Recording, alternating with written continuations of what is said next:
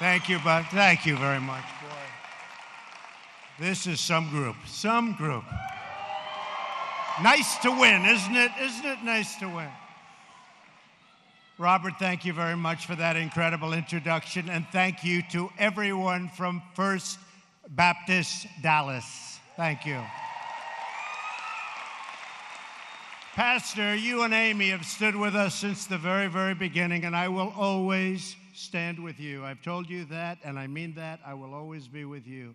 I appreciate it. Thank you.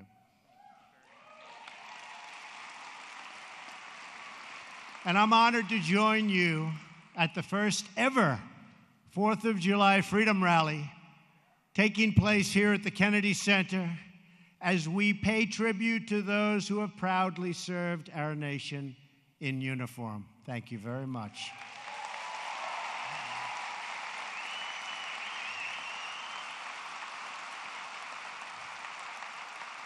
Tonight, we have been inspired by music that fills our hearts, stirs our souls, and reminds us all of who we are. One nation under God.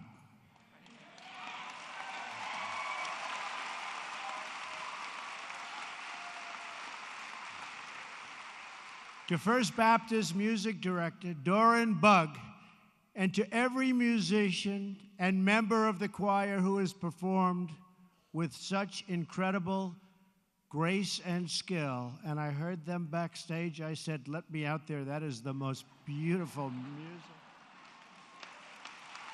Beautiful. I just want to say that your music honors our heroes more eloquently than words could ever do. And I just want to thank you. That's real talent standing behind me. Thank you, folks. Thank you very much.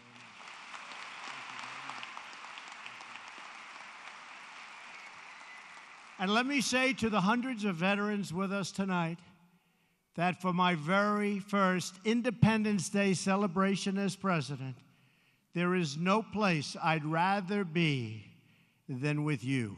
I'll tell you that.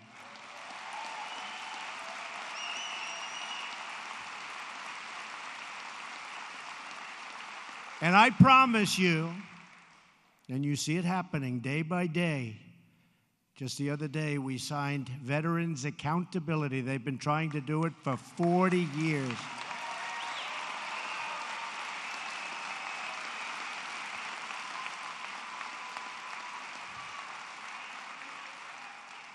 For 40 years, they've been trying. You couldn't fire somebody if they were horrible, doing a terrible job for the veterans. Robbing, stealing, hurting people, you couldn't do anything. It's called the Veterans Accountability Act. And now you can say, you're fired.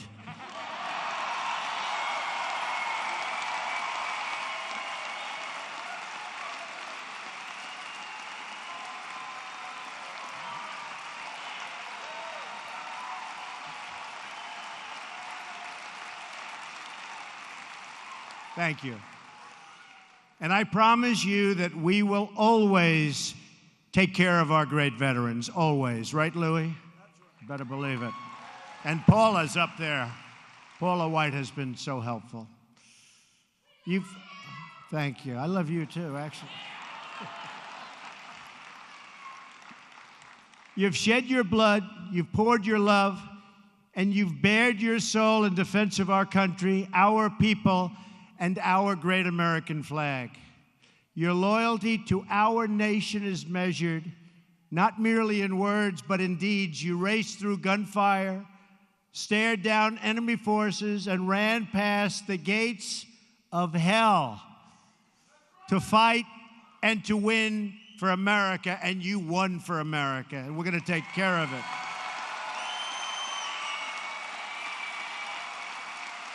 Thank you.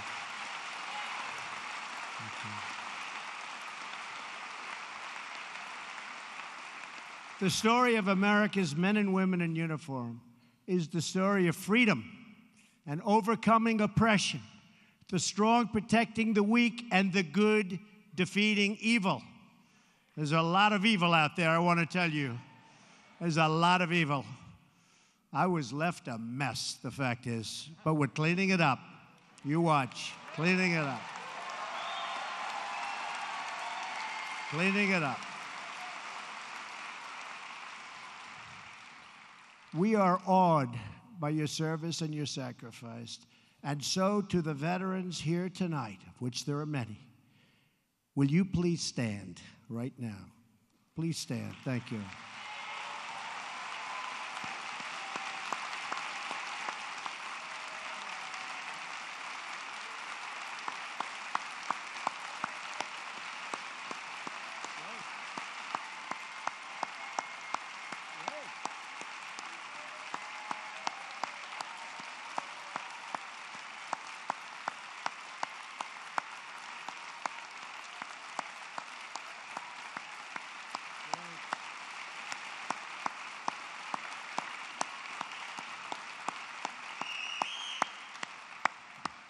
On behalf of our very grateful nation, thank you very much. Thank you very much. We will always, always remember what you did for us. Tonight we celebrate veterans. We also reflect on everything we cherish as Americans. We love our country. We love our families. We love our freedom. And we love our God.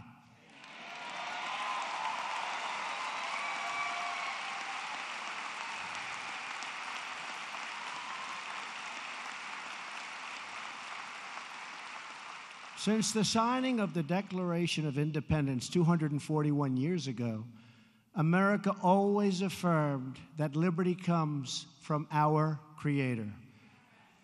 Our rights are given to us by God, and no earthly force can ever take those rights away.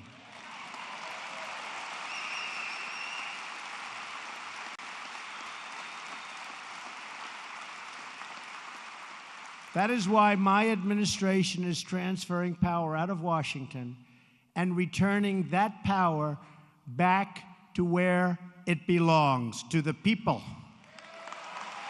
To the people.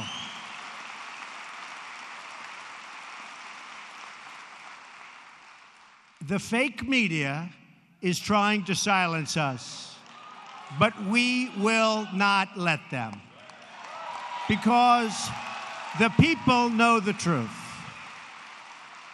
The fake media tried to stop us from going to the White House, but I'm president and they're not.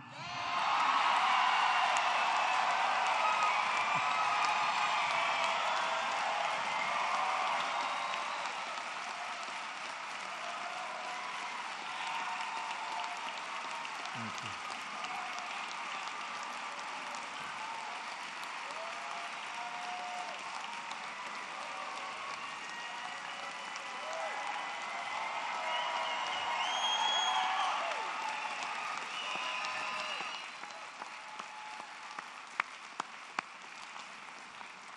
We won and they lost. The fact is, the press has destroyed themselves because they went too far. Instead of being subtle and smart, they used a hatchet. And the people saw it right from the beginning.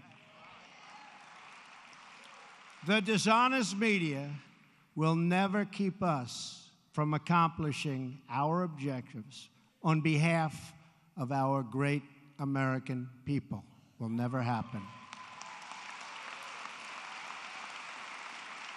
Their agenda is not your agenda. You've been saying it. I will never stop fighting for you.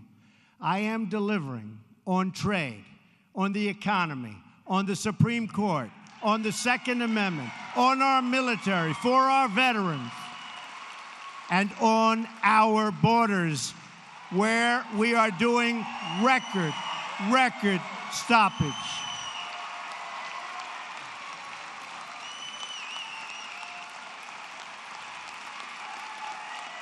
Thank you.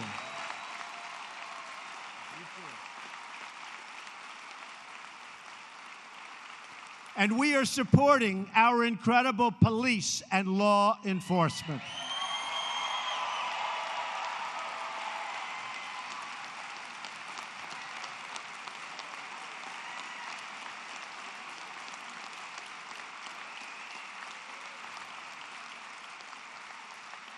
We will save American lives, protect American sovereignty, and we will ensure the forgotten men and women of our country are never forgotten again.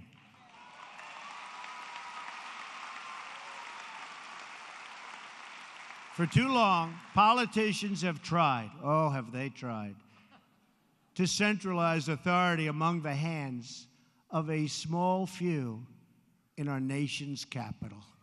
I see them all the time.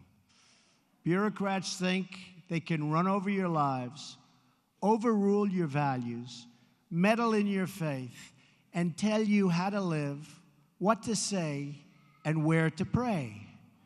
But we know that parents, not bureaucrats, know best how to raise their children and create a thriving society.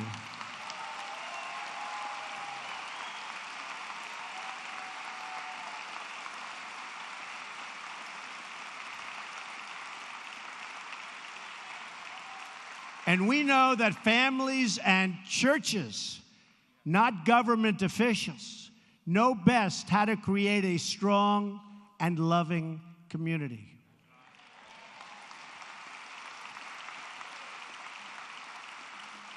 And above all else, we know this.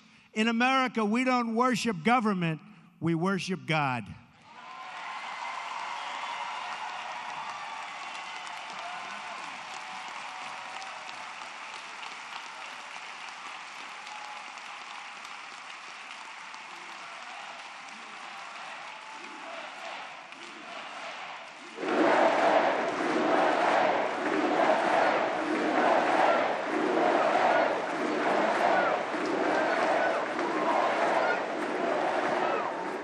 Religious liberty is enshrined in the very First Amendment in the Bill of Rights. The American founders invoked our Creator 4 times in the Declaration of Independence. Benjamin Franklin reminded his colleagues at the Constitutional Convention to begin by bowing their heads in prayer. I remind you that we're going to start saying Merry Christmas again.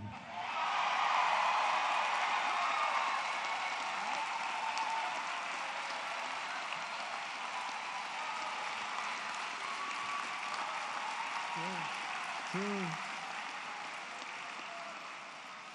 Inscribed on our currency are the words, "In God we trust." But not only has God bestowed on us the gift of freedom, He's also given us the gift of heroes willing to give their lives to defend that freedom. You just stood. In every struggle against evil throughout our history, as America's service members have huddled around campfires and sought refuge in foxholes, they've called on their Creator for support. In World War II, when General George Patton, that was a real general. We got some Pattons today, too. I found them. Mad Dog Mattis, right?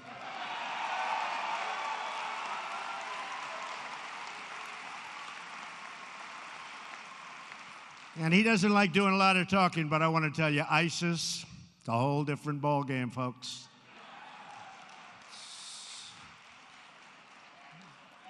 They're going fast. But when Patton ran into a problem that he couldn't solve, he knew what to do. He prayed. Frustrated by rains that were stalling the advance of his Third Army across Europe in early December 1944, horrible weather, Patton asked an Army chaplain to come up with a good prayer for the weather. Patton then had 250,000 copies of that prayer printed and distributed to the soldiers of the Third Army just before the Battle of the Bulge. That was a big one. Did very well there. 500,000 American soldiers fought that pivotal battle of the Second World War. One of those soldiers is here with us tonight. His name is Harry F. Miller. Where's Harry? Where's Harry? Harry, stand up, Harry.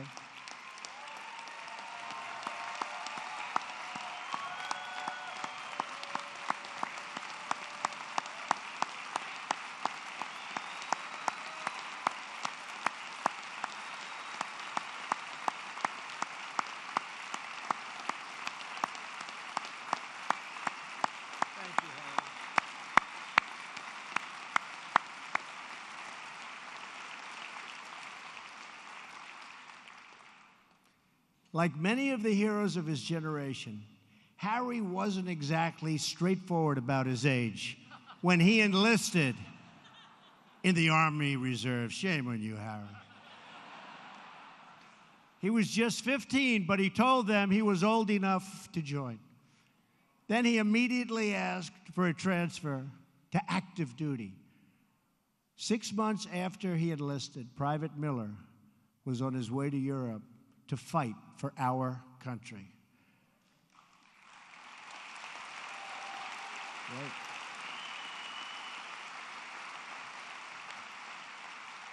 A couple of months after that, he was in the freezing cold. How cold was it, Harry? Cold. He said really cold. And driving range of Belgium with the 740th Tank Battalion attached to the 82nd Airborne.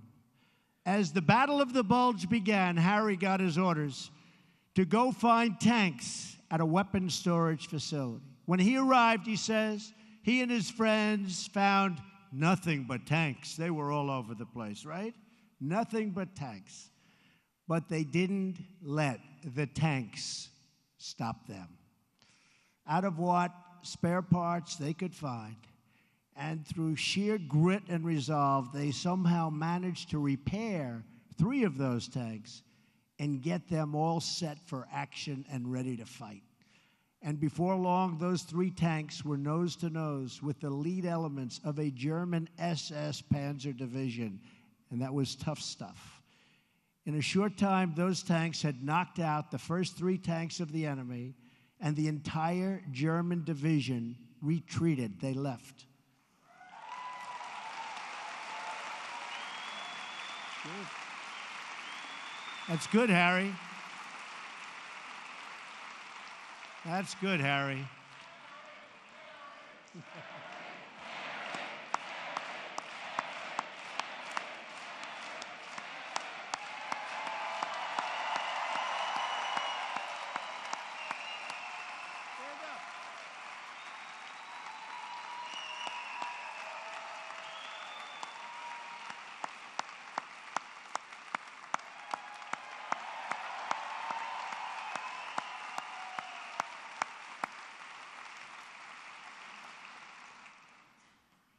Harry fought through the battle and the rest of the war, and he went on to serve our armed forces for 22 years, retiring as a senior master sergeant. A lot of guts. Tomorrow, Harry will be 89 tomorrow. 89.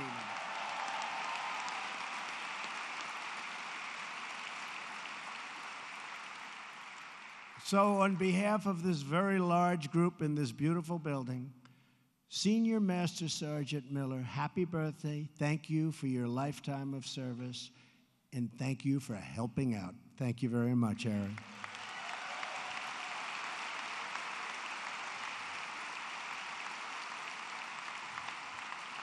To every veteran with us tonight from every branch of the military, Army, Navy, Marines, Air Force, and Coast Guard, I want you to know that we will always keep our promises to those who have kept us free. Since my very first day in office, we've taken one action after another to make sure that our veterans get the care they so richly deserve. We've published wait times. Those wait times were bad, weren't they? But boy, are they getting better and fast.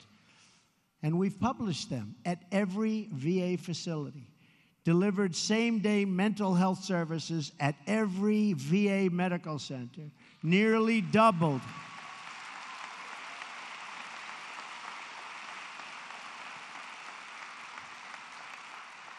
the number of veterans given approvals to see the doctor of their choice.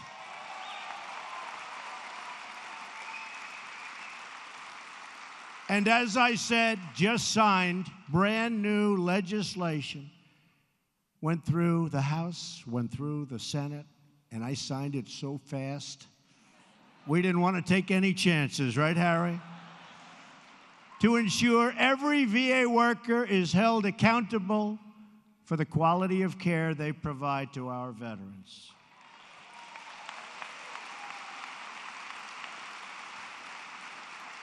Tonight, we are deeply honored to be joined by a number of wounded warriors from Walter Reed. I was over there recently. These are incredible people. The enthusiasm and the spirit, and some of them were hurt really badly. They've got so much spirit, and they love this country so much. These American heroes risked everything so that you and I can live in freedom. They gave all they had, everything, for their comrades, their country, and for victory. They like winning. We like winning again, don't we?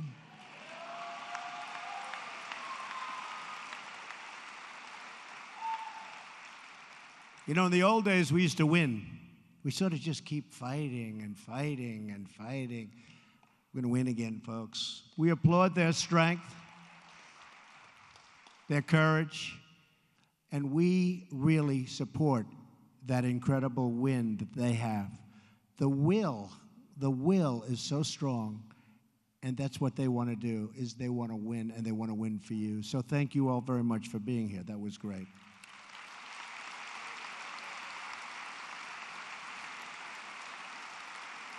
One such hero is Captain Luis Avila. Where is he? Luis. Luis. Oh, we love you, Luis. Luis, wow.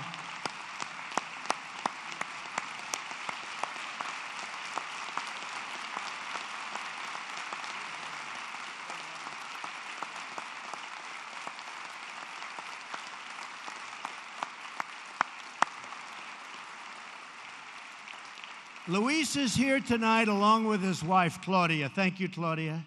Thank you, darling. Thank you. Thank you. Luis served in the Army for 16 years. He held many different positions on 5 combat tours, and he was always a leader, and everybody always said, I did some checking on you, Luis, that you did a great job no matter where you were, no matter where you went. On his 5th deployment, Luis bravely led his company on a successful mission to recover vital intelligence. During this critical mission, his vehicle was struck by explosives. Luis was gravely wounded and lost his leg. He received a Purple Heart for his service and sacrifice.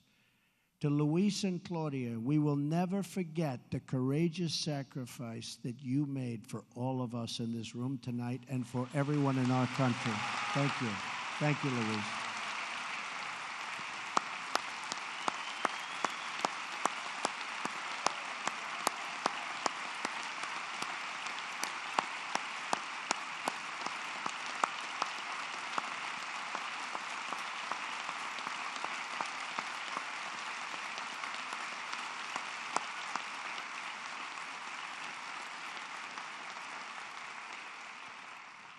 I want you all and all of our incredible wounded warriors to know you have an entire nation of more than 300 million people behind you.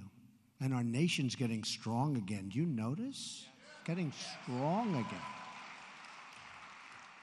Our hearts and our prayers are joined with yours. Your legacy, like our gratitude, will live forever, and I want to thank you. Thank you very much. And Claudia, thank you very much. Thank you.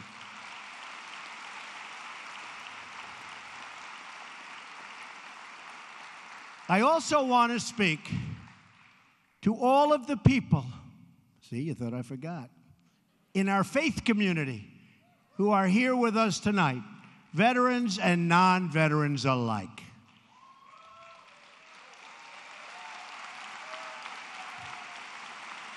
You're never going to be forgotten.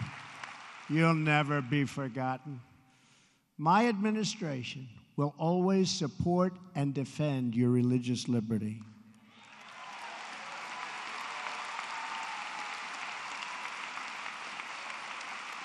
We don't want to see God forced out of the public square, driven out of our schools, or pushed out of our civic life.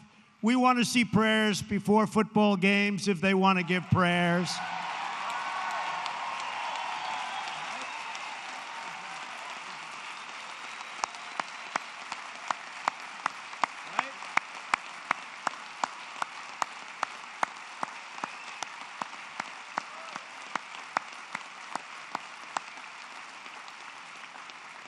We want all children to have the opportunity to know the blessings of God. We will not allow the government to censor sermons, to restrict the free speech of our pastors and our preachers and the people that we most respect. Like Robert.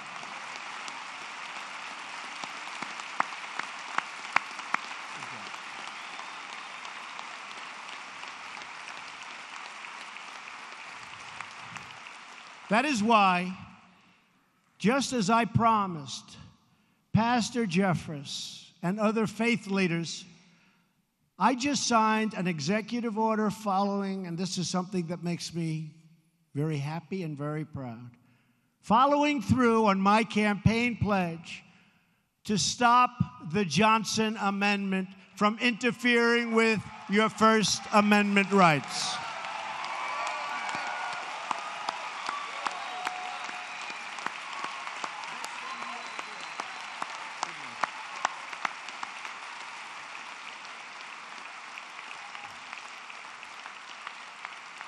As long as I am president, no one is going to stop you from practicing your faith or from preaching what is in your heart. We want to hear him. One of the most grave and dire threats to religious freedom in the world today is the threat of terrorism. And specifically, it just seems it's called radical Islamic terrorism. And we cannot allow this terrorism and extremism to spread in our country or to find sanctuary on our shores or in our cities.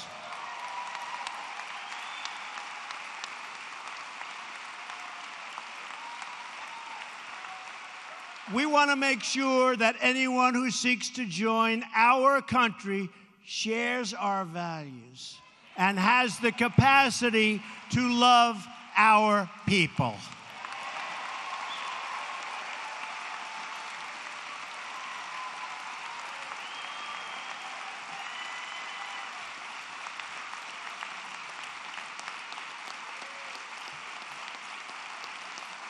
Thank you.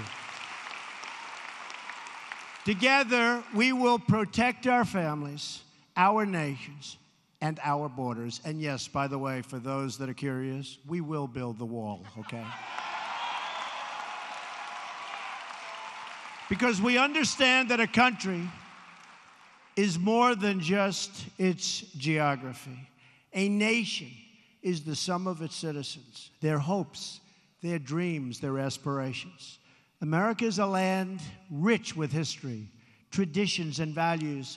And as we have seen tonight, what a group this is tonight, America is also a land rich with heroes.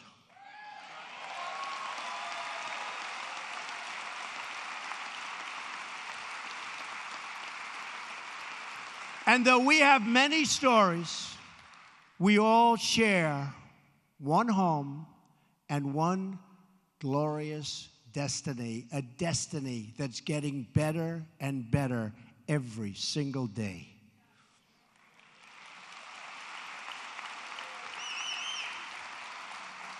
And whether we are black or brown or white, and you've heard me say this before, we all bleed the same red blood.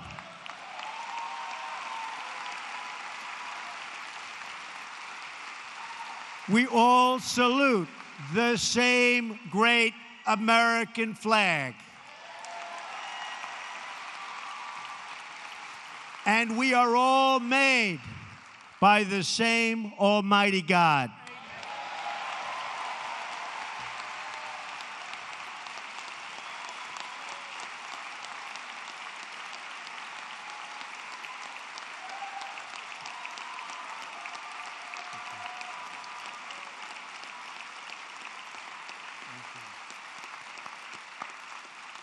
We face many challenges.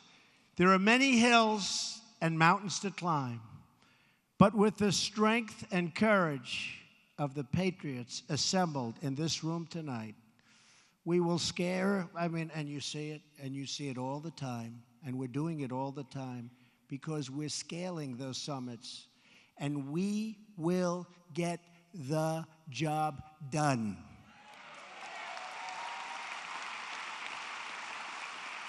We will all prove worthy of this very important moment in history, and we will prove worthy of the sacrifice that our brave veterans have made. As long as we have pride in our beliefs, courage in our convictions, and faith in our God, we will not fail.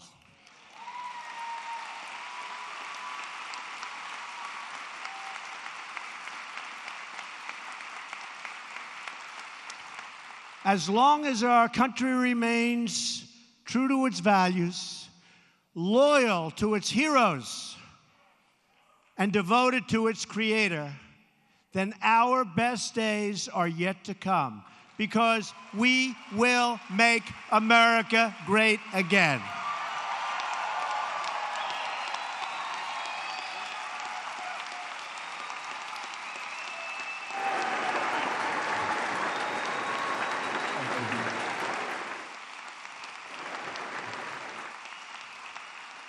To my friend, Pastor Jeffers, and to Paula, and to Louie, and to Harry, and to Luis, and to everybody in this room and everybody in this country, thank you for your great support. I appreciate it. I will not let you down. To all of our incredible veterans, to the people in the military, and to evangelical Christians who came out in record numbers, thank you. Have a wonderful Independence Day. God bless you. God bless our nation's veterans. God bless the United States of America. Thank you very much. Thank you. Thank you.